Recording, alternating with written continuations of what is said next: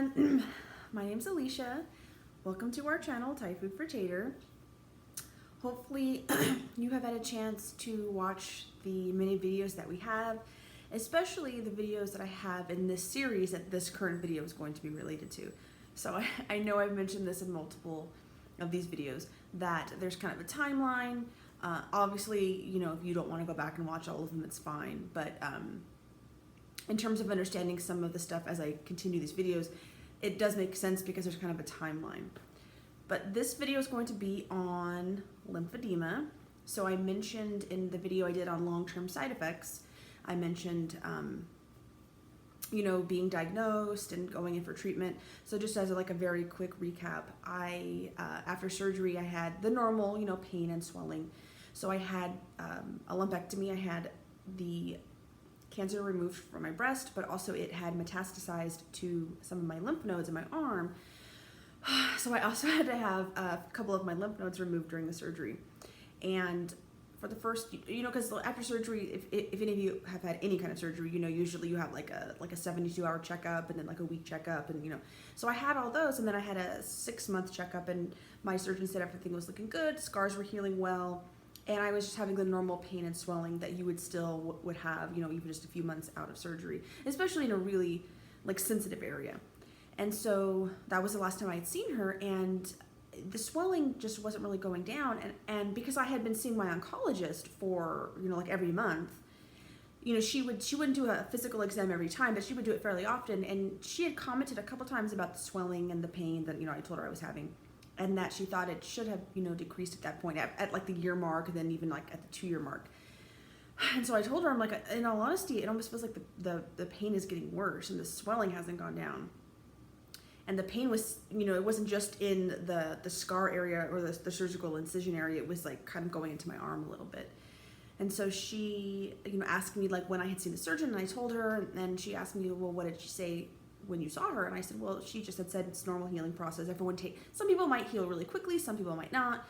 And I didn't really think too much of it. And in fact, I told my oncologist, I just assumed that this was just going to be the way it is, that I was just going to take a while to heal and it would eventually get better, you know. But as she and I are having this conversation, I was telling her, you know, it doesn't really feel like it's getting better. And the fact that she had recognized it, it was, you know, I guess it made more sense that there was something else going on. And so she's like, I'm going to refer you to another surgeon, because not that there was anything wrong with my first surgeon, she was great, but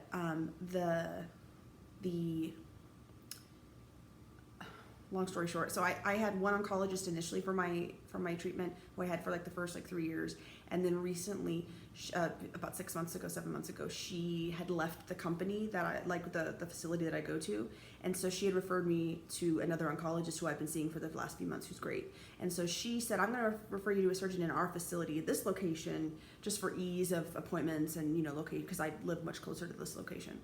And so I was like, okay, it couldn't hurt to have like a second opinion, fresh set of eyes. And so she referred me to that surgeon, and this surgeon was also great, you know, personable, knowledgeable. And so she and I had this long conversation, and she did a physical exam, and she, you know, she said, you should not be having swelling, surgical swelling, you know, 2.5+ years after surgery. You should not be having this level of pain. The pain should not have started to increase and radiate, you know. She's like, that's not normal. And so it felt good at first, because I mean, it was bad news and good news. It's like, okay, now we're going to address it, but also like, why has it been this long? Why did no one say? And I even asked her that, like, why did my oncologist, my first oncologist and my second one, you know, why did it take this long? And she said, well, oncologists are trained in some very specific things to do with like chemotherapy, for example. And the surgery side effects, they might recognize, which my second oncologist did. She said, but they're not like, it's not in their training to recognize it earlier on. And so she's like, you know, there's really not, you can't go back in time. I'm like, of course, you know.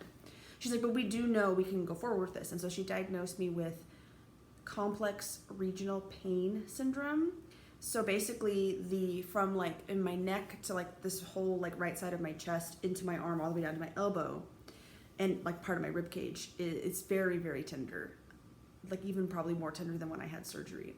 And I remember one time my surgeon was like, let's kind of just feel around. She was doing very gentle, kind of just, you know, touching certain areas of my arm, and she got one spot that just, it hurt so bad. I literally like almost slapped her in the face just as a reaction. I was like, you know, and I yelled in pain. It hurt so bad. And she was like, oh my God. And I was like, oh my God.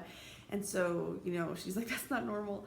And anyway, so I was telling my surgeon, the new surgeon, this, and she's like, yeah, I can tell based on the physical exam, based on what you're telling me, based on how your skin is reacting, where you're saying the pain is, that she's like, sometimes this happens. It doesn't necessarily have to always be with surgery, but surgery is often like the precursor to this.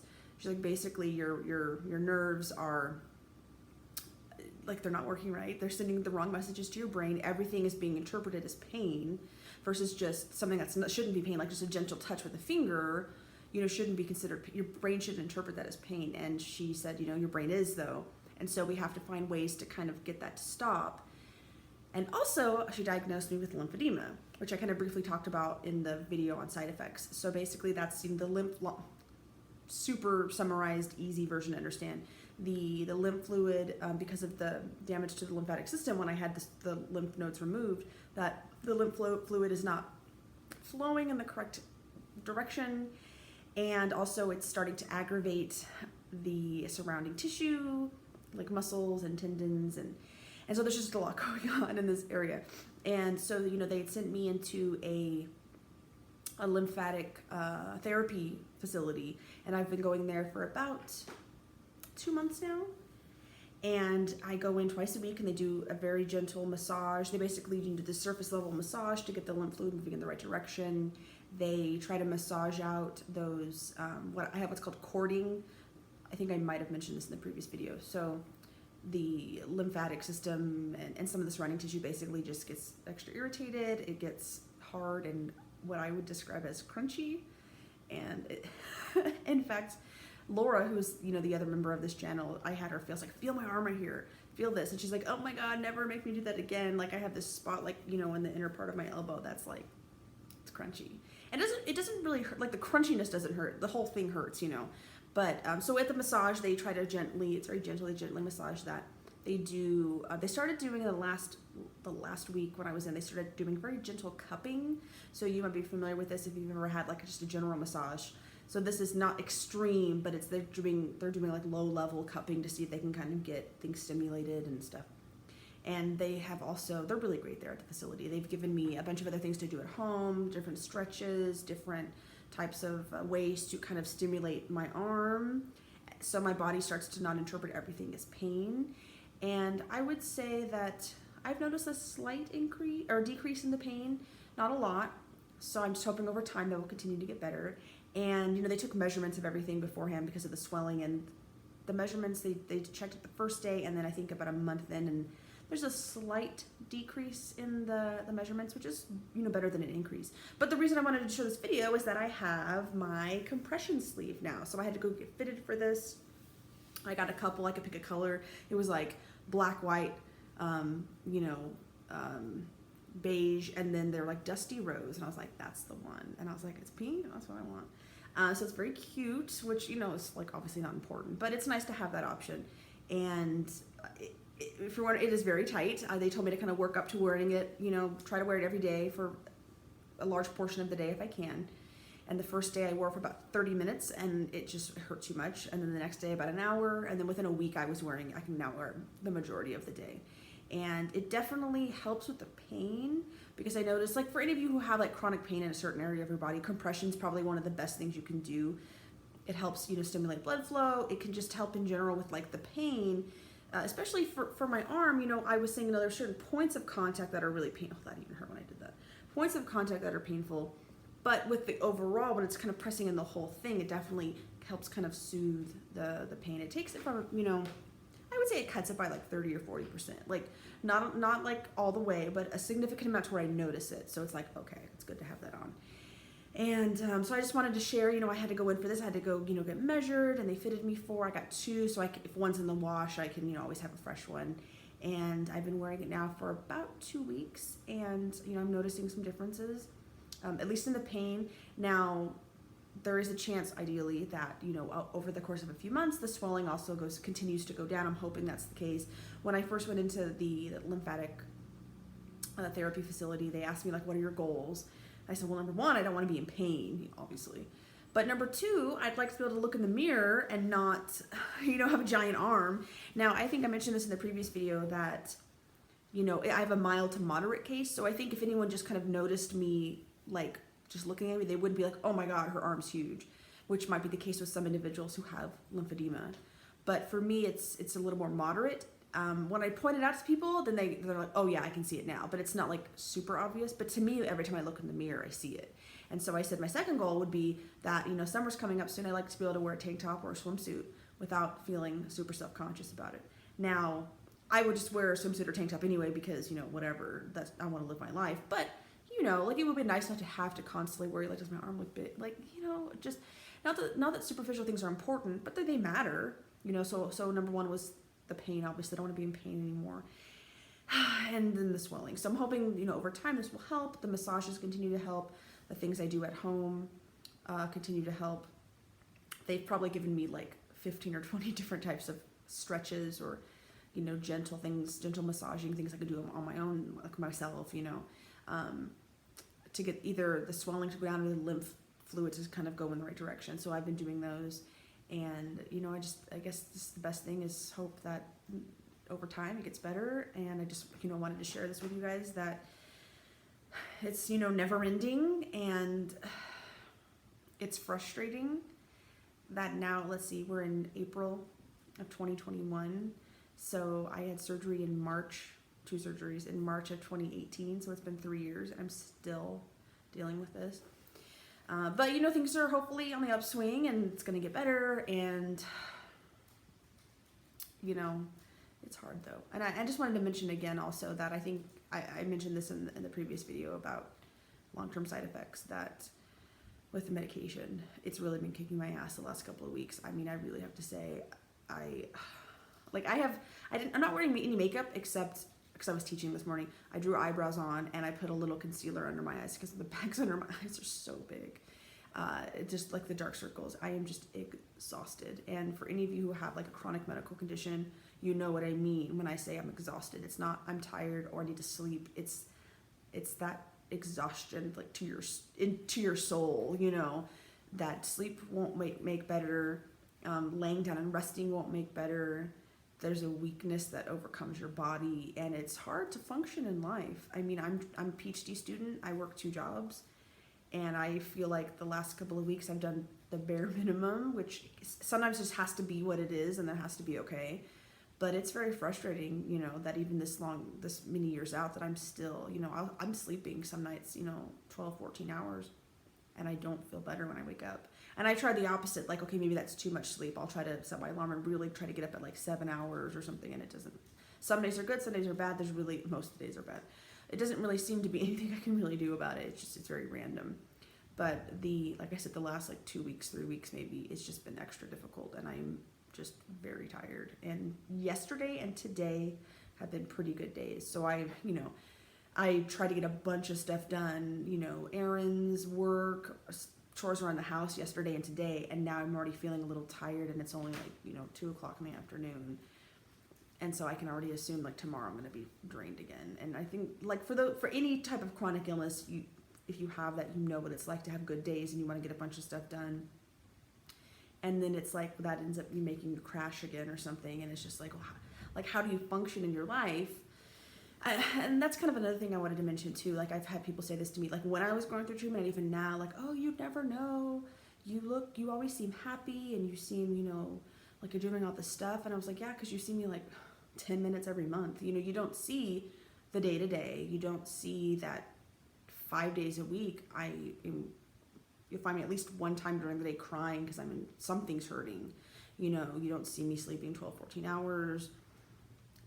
You don't see the like, I don't know if I mentioned this in the previous video, but I've been exceptionally busy this month because I literally in the last, I'd have to count, but I think the last time I counted, I think in the last like 30 days, I've had somewhere around 20 doctor's appointments, maybe more. Blood draws, oncology, getting measured for this, the massage, like it's just back and forth across town everywhere. It's like having another almost full-time job. And so it's just like, oh God, I think I'm just physically, mentally exhausted. And I guess, what's the point of me saying that? It's, if you know someone Well, one, if you know me, if you're watching this and you know me personally, you know that whether you think I look happy or in a great mood or that I'm doing fine, that's not really the case. I mean, I feel like I have a fairly positive attitude. I'm trying to go through all this, but I think, you know, a lot of other people justifiably would have probably just been like, I'm not going to work 2 jobs, I'll just work 1, or I'm going to take a break from my PhD, and I really have tried not to do that. And part of me regrets it, part of me knows it's probably good for me to keep busy, you know. And the other thing is, if you know someone who's going through something like this, just know the face that they put on, whatever the illness is, like, is often, it's not the reality. That, you know, we don't always share ourselves when we're vulnerable or in pain, because one, we don't want to be vulnerable to people, but also, like, how would you react? You know, I think I mentioned this in the video on chemotherapy, that even when people knew I was going through chemotherapy, I had people who just suddenly stopped talking to me. You know, I mean, I wanted this video to be like just barely 10 or 15 minutes. I don't want to go on about that. Like, if you're curious about how I felt about that, it's in the chemotherapy video.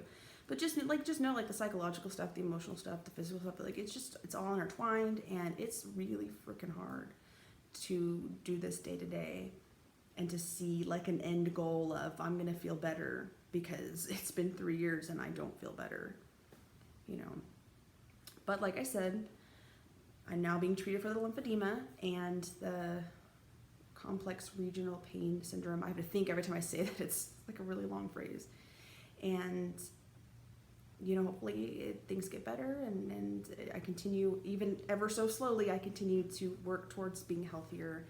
And hopefully also, like I said, you know, my medication gets figured out, and the exhaustion, at least, we can address, because we haven't been able to figure that out in 3 years.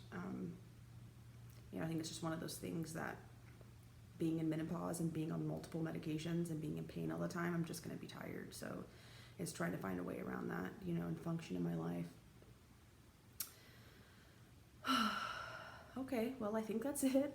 This was supposed to be a good, happy video to show you my compression sleeve, which hopefully you guys can see. You know, it goes all the way up. And it has these, if you can see, it has these little, like, prong things, so it keeps it, like, oh, you can kind of see, it leaves a little indent in the arm. But it actually was only uncomfortable the first couple of days that happened. Now it feels very secure, so it doesn't slip down. It's quite tight. It actually takes a bit to get on. Once it's on, it feels okay. So, like I said, you know, hopefully this is good. I have a little part that's called a gauntlet that I wear on my hand, although that one's been kind of making my hand feel a little weird, so I didn't wear it the last couple of days. I'm going to talk to the doctor about them when I see it, just to let them know about that. And they said that was fine too, that this was the more important part. Okay, so that's it for this video. Thank you for listening. Thank you for watching another video on our channel, and I will continue to do updates about this cancer journey as it continues, and I will see you guys on the next one.